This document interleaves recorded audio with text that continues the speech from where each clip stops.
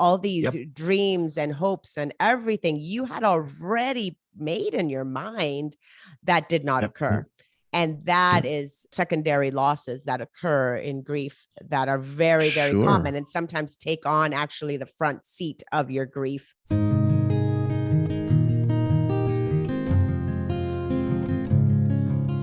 Welcome to the 6th season of Bereaved But Still Me. Our purpose is to empower members of the bereaved community.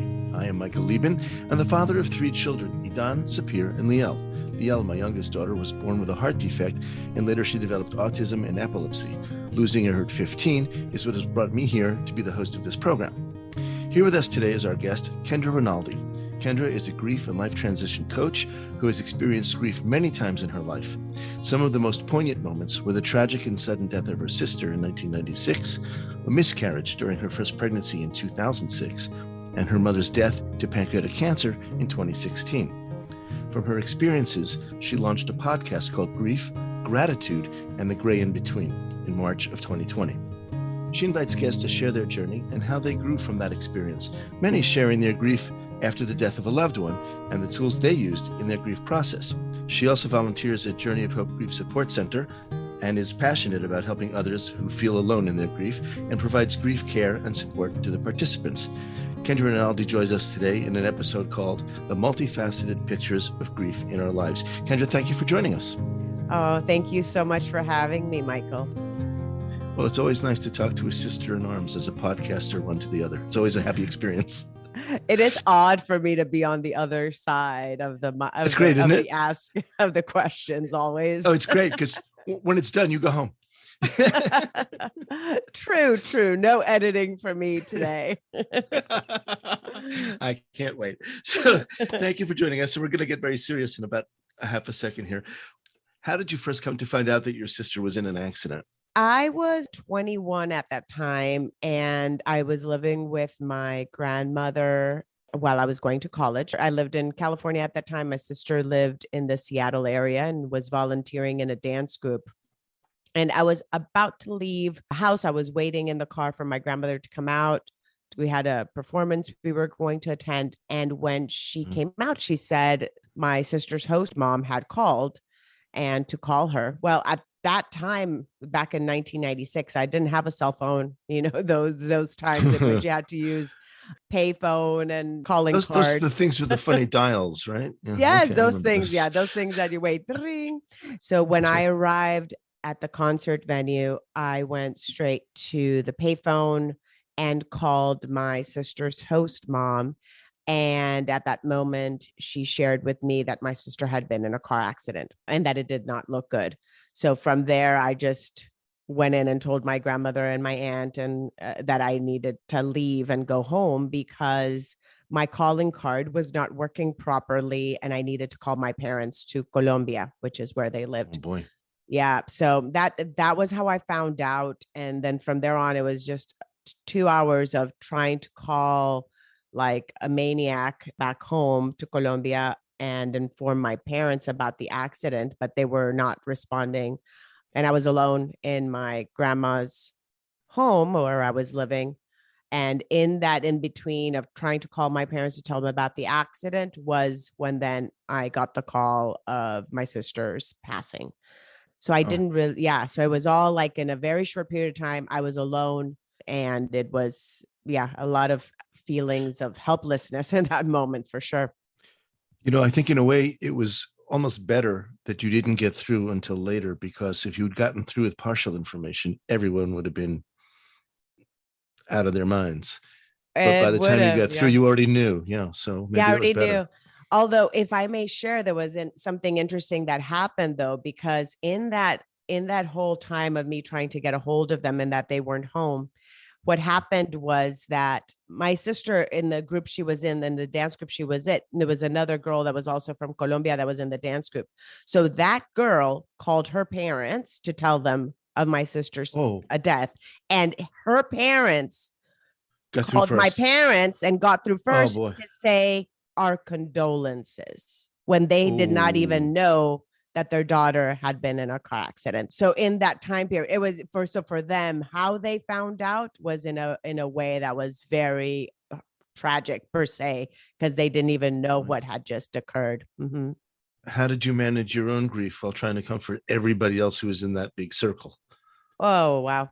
So I think at the beginning, that's the thing. I don't know if I was managing because, of course, in that moment, you're just going through the motions. I got to Seattle to be there for the funeral, being the first member of the family to show up. And like you said, comforting others. I felt that was my role at that moment. And it's something that just Mm-hmm. happens very organically. You don't even Mm-hmm. feel like you think of it. Oh, let me be composed for this because people know No. it just happens that you kind of take that role. So for my grief journey, the tools I felt worked best for me were really being able to talk openly about my sister. It was very, very much a part of our life in our family and with our friends. We would talk openly about her, about what Mm-hmm. had happened, about the grief experience itself, and about the actual accident. And what really helped was also hearing all these stories that other people would share about how she had impacted their lives as well. Mm-hmm. And then the other tool I used was writing, because in that time, writing letters was something I was already doing because I lived away from my family. Writing letters to her continued to be one of the ways I coped or managed my grief journey.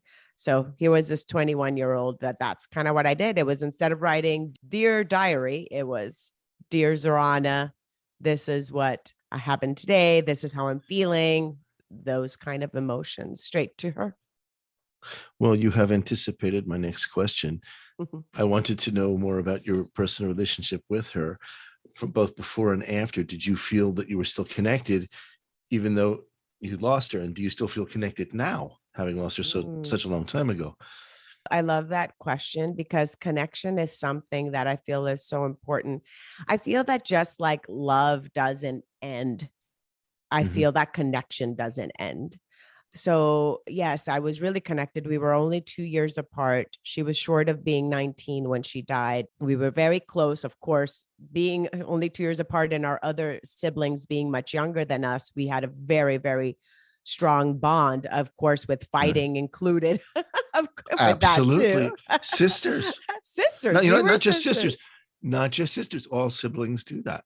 Yeah, So yeah, the that's dynamic. that's Yes. that's great. Yeah, so that was our dynamic, but she was my person, my confidant Right. as well, and Right. we were each other's person.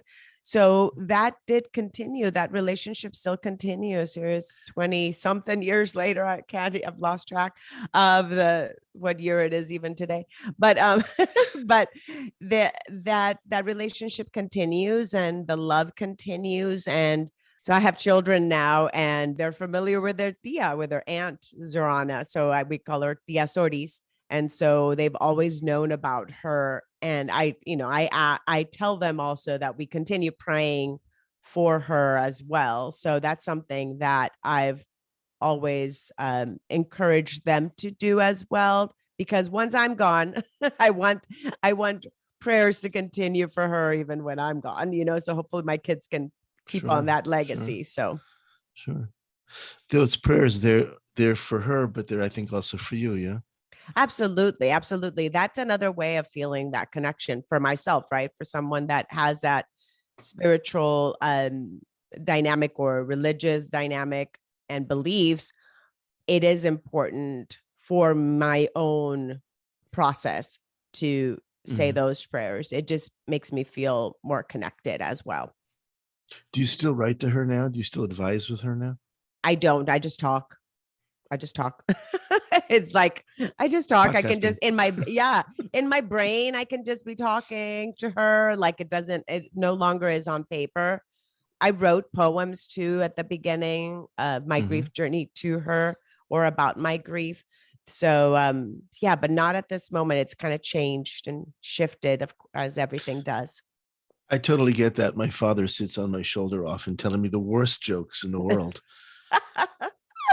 But Oh, that's why I loved him so much, and that's why I love him now. And yes. and he's got the time now to do that he Yes. never had before. So he's always filling me up with, oh, you know, dad jokes are well named. That is awesome. That's my dad. It's like no longer am I needing a calling card, right? I don't need the calling card anymore to call my sister. Right. I could just talk to her right now, just like you can. And she's always have your dad. there. Always. That's how I feel. And just like your dad being sitting on your shoulder with his bad dad jokes. It's amazing that he has time for me, but yeah, he does. And he always answers me, which is the scary part. It's beautiful. It's beautiful to continue that relationship. You are listening to Bereaved But Still Me.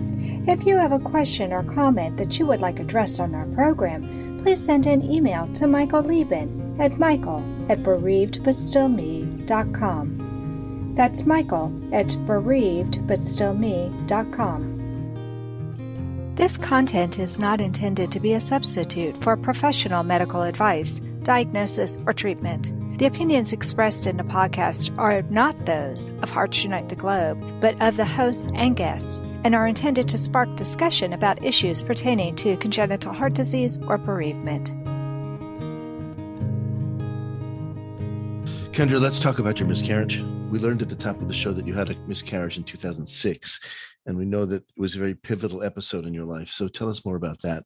And were you working then, and how were you affected? How was your job life affected?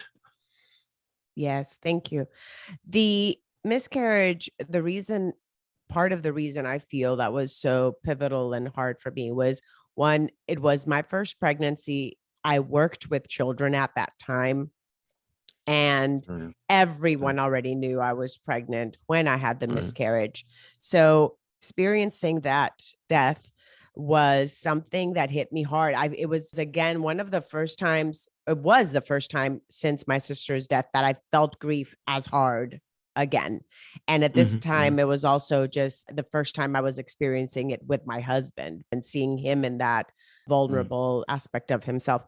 It was really hard, not only because of our own loss, but the part of having to share the story every time somebody asks, like, oh, how's your pregnancy going? Because again, since I worked with children, and having to tell them I had miscarried was hard, not just for myself, but the fact that I knew that that person was hearing that information for the first time, and it made it that I was kind of grieving with them once again. Every single time I'd have to share that. I get that.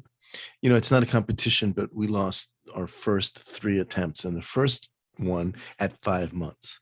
So everybody knew she was pregnant, and then one day it just wasn't there. And the next 2 were lost much, much earlier. So some people didn't even know she had been pregnant, but it was a terrible thing. And for me, as for you, I think it was the first time that I had experienced that kind of a loss. And I remember we went to a therapist for a while, and she said, it's okay to grieve. And I hadn't thought of it that way because a baby hadn't been born, but it really is a loss. And you called it a death a couple of minutes ago. And I think that's something that a lot of people miss. It's a terrible, terrible moment. Would you agree? Yes, I absolutely. Not everybody has the same experience, by the way. I've consoled others that have gone through a miscarriage, and they're like, oh, no, I'm fine. You know, I'm like, oh, okay. Like, just like with grief. Yeah, that's what they told you. Everyone's experience. Yeah. Well, no, this was somebody that was close, but her miscarriage had occurred her second pregnancy. And for some reason, like how it affected her was different than what my first pregnancy had been for me. You know, so it's different for everyone. You went home to an empty room full of expectations. She went home to a child. Yes. And so therefore, she had something to redirect her energy. We didn't. The part that I think that sometimes we miss, and that we sometimes, like you said, maybe don't realize, is that it's not only that you have lost or, you know, experiencing the death of this child that you were going to have, but also the death of the illusion, all these dreams and hopes and everything you had already made in your mind that did not occur.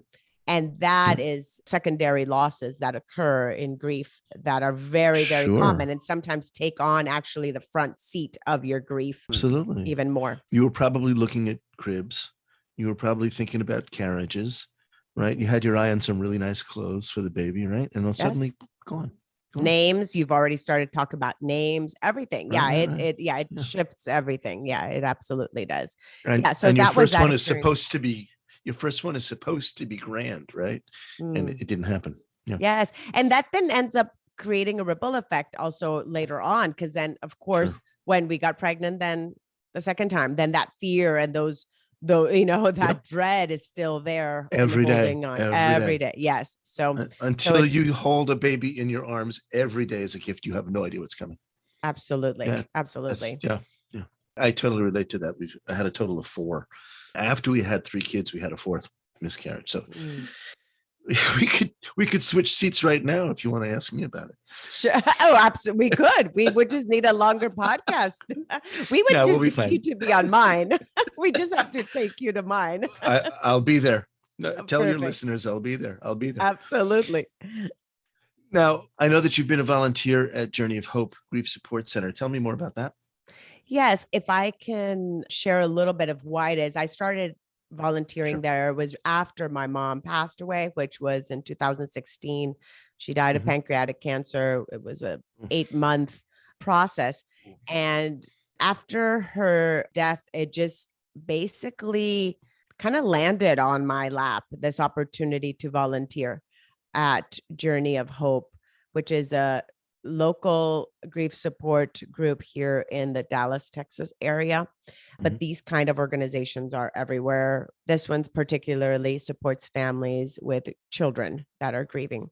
And I became a facilitator and started volunteering then. Little did I know that that experience was going to be a whole other tool for me, for my own grief journey after the death of my mom. And of course, also the death of my sister and my miscarriage. It's like it brings up all these other grief experiences to the surface. So volunteering has been a gift for myself in my own grief journey as well.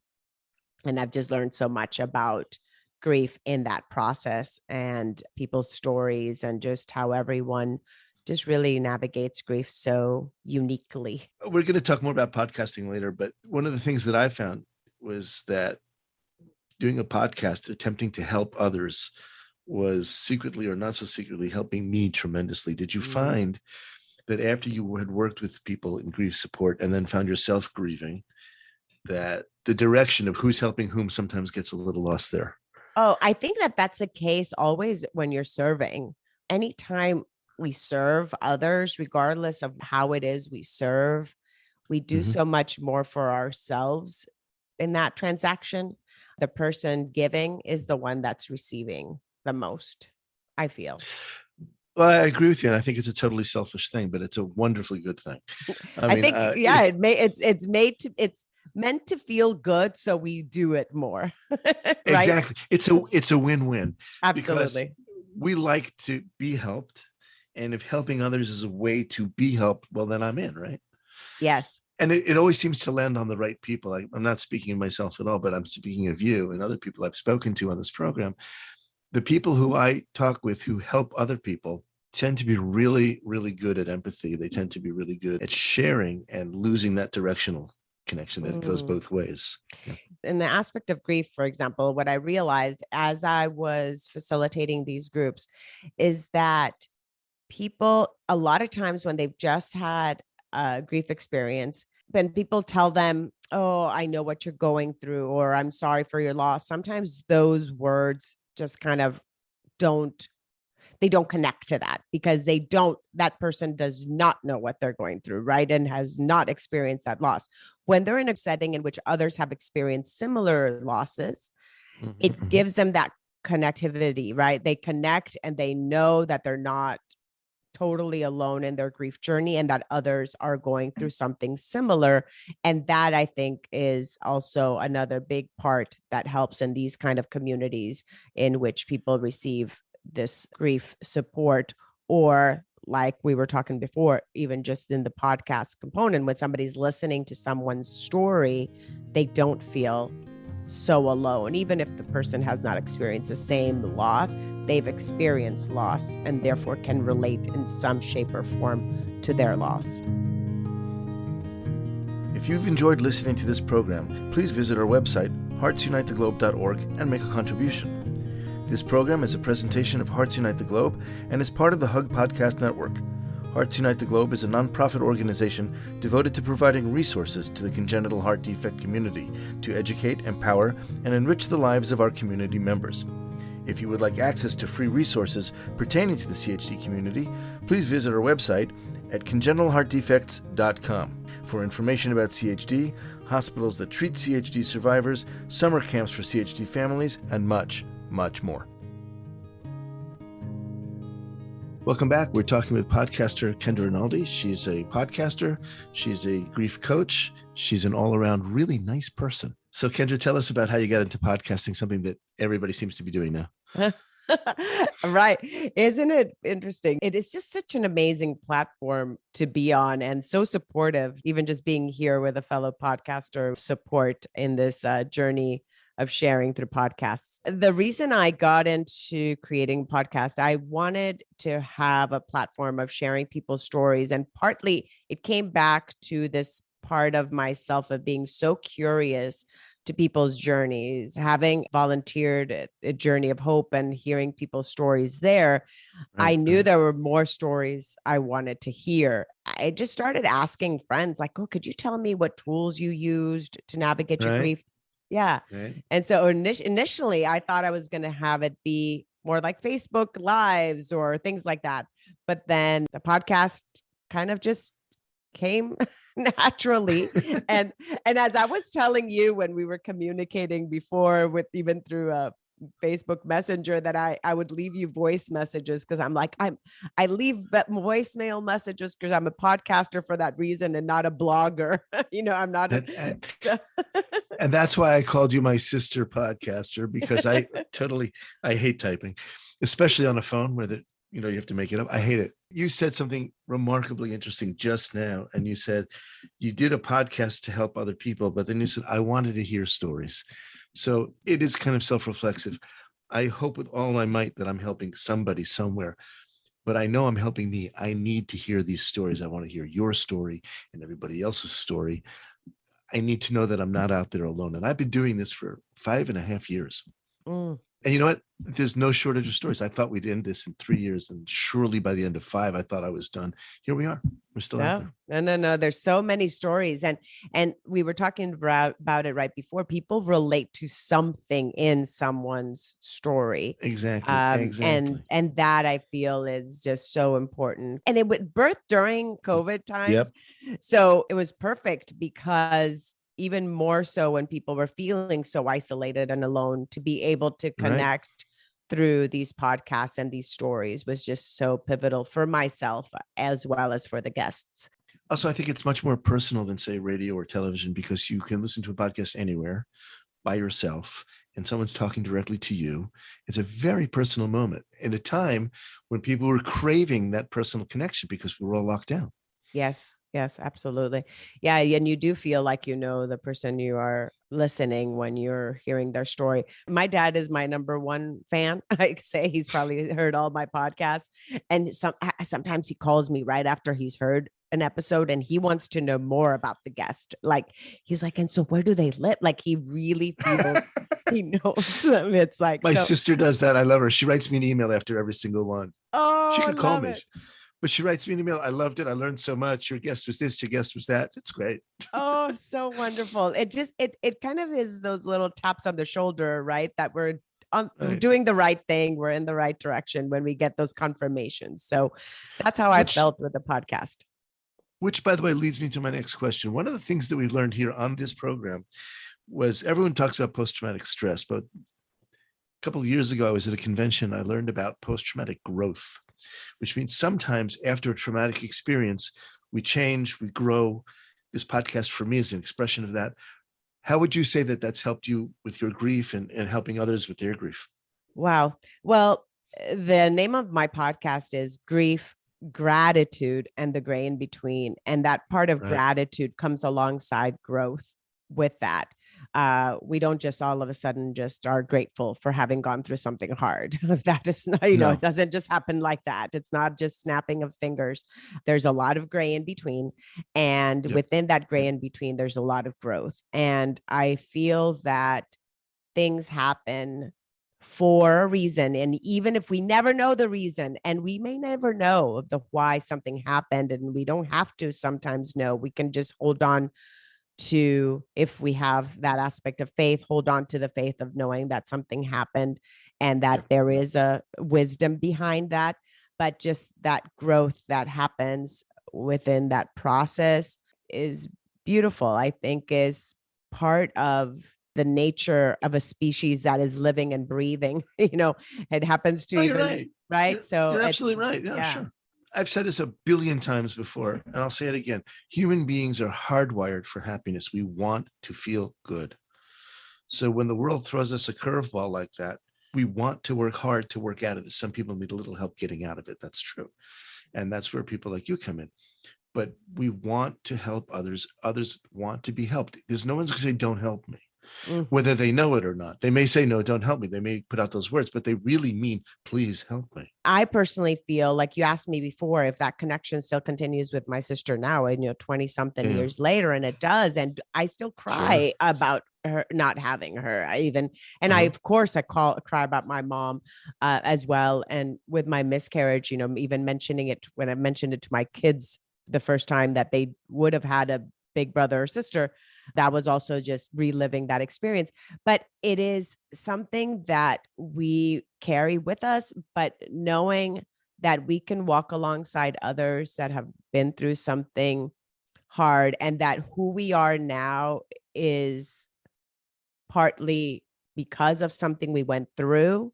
It's comforting per se. Like, not that we would have wanted to go through something that hard, right? But it is. Yeah, we need to clarify that. Yeah. I don't have gratitude for having had losses. I have gratitude maybe for coming through it. I haven't finished it. It's not ever going to leave me. It's not ever over. No. But I have gratitude that I feel now that I can stand on it and hold it and keep it with me and look at it and not break up. I'm painfully aware of its meaning. I'm painfully aware of the loss. And yet I can still get up in the morning and go to work, and I can get out and I can appreciate the sunshine and the birds. It's all there. And I'm still who I was, but I have been changed by it for sure. Yes. And you just said something right there. Appreciate the sunshine and the birds. That's the part of gratitude that I believe helps us at least get our feet out of bed in the morning. It's not being grateful that this happened. It's being grateful for other things within our day-to-day life that help us just move forward with it. And again, it doesn't leave our side. You think of your daughter every single day. Every single day. It's impossible not to. Yet in that accompaniment of her and her grief being part of your life, you can still see a sunrise, see a sunset, hear the chirping of the birds, and feel grateful for those little experiences. And that helps you move forward with your grief. Kendra, I'm so glad you were able to join us on this episode. Thank you again. Thank you. One last thing before we go out, tell us how we can find you on the web and how can people access what you have to give them. The best way to find me would be just going to the website. And then from there, all the links to all the places would be, it's grief, gratitude, and the gray in between.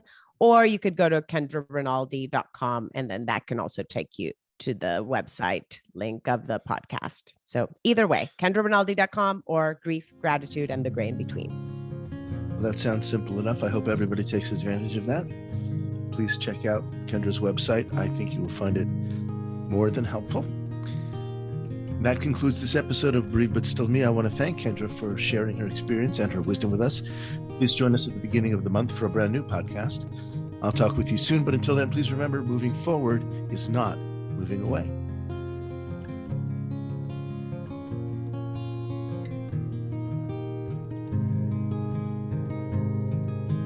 Thank you for joining us. We hope you have felt supported in your grief journey. Bereaved But Still Me is a monthly podcast, and a new episode is released on the first Thursday of each month. You can hear our podcast anywhere you normally listen to podcasts at any time. Join us again next month for a brand new episode of Bereaved But Still Me.